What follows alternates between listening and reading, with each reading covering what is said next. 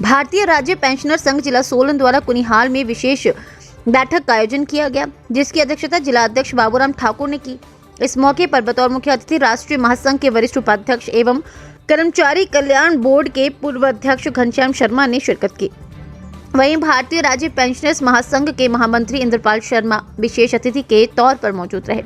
Pensioners को संबोधित करते हुए मुख्य अतिथि घनश्याम शर्मा ने कहा कि सरकार समय रहते संभल जाए, कहीं ऐसा न हो कि प्रदेश का हताश पेंशनर्स सचिवालय के दरवाजे तक पहुंच जाए।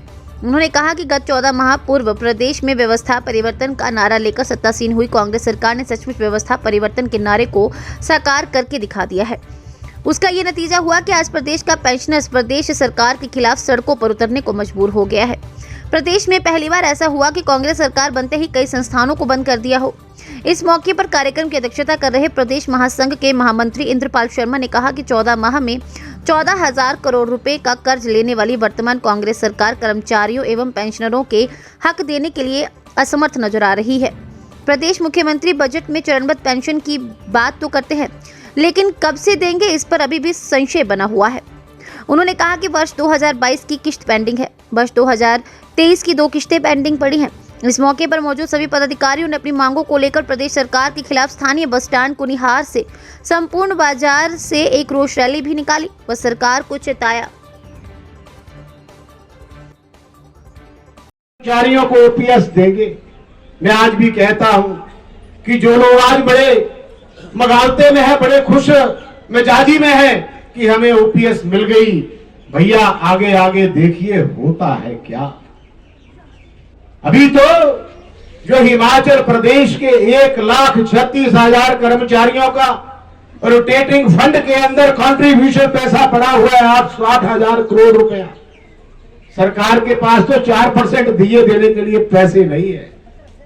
उन लोगों की गाड़ी खून पसीने की कमाई इस राजनीति की भेद चढ़ जाएगी। आपके सामने आने वाले समय में होने वाला बिजली बोर्ड का 45,000 कर्मचारी, 45,000 परिवार आज उसके लिए धक्के खा रहा है।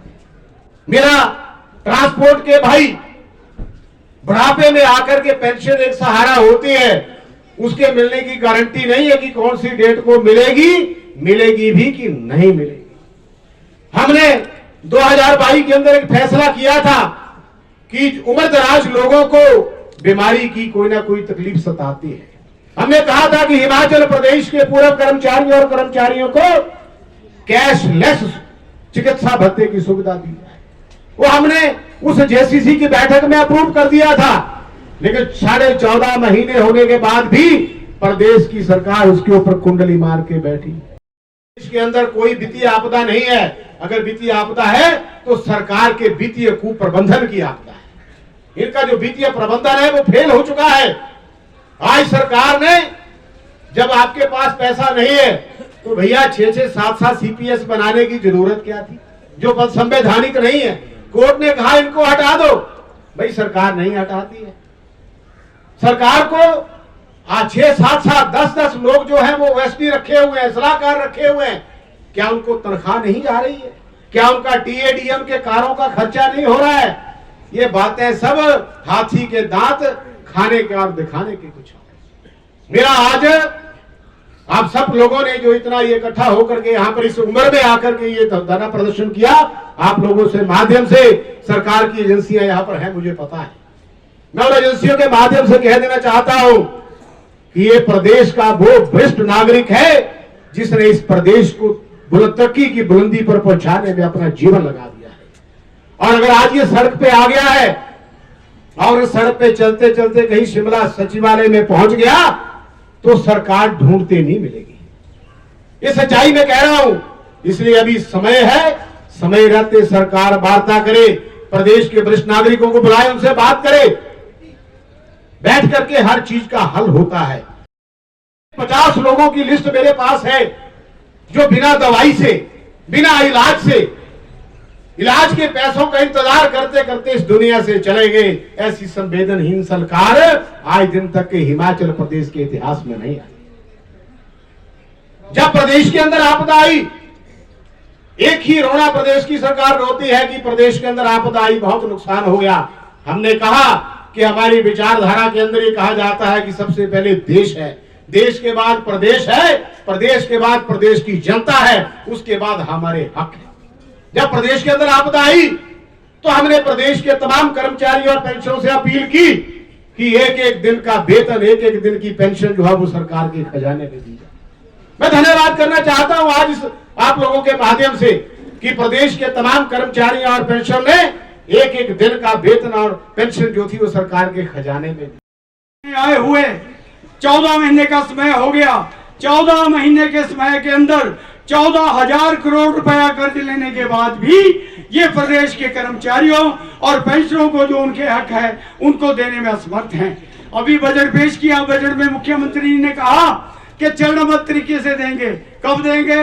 कुछ नहीं। 2022 की किस्त ड्यू है, 23 की 2 किस्तें ड्यू है, एक किस्त इस वर्ष जो है 24 की होने जा रही है।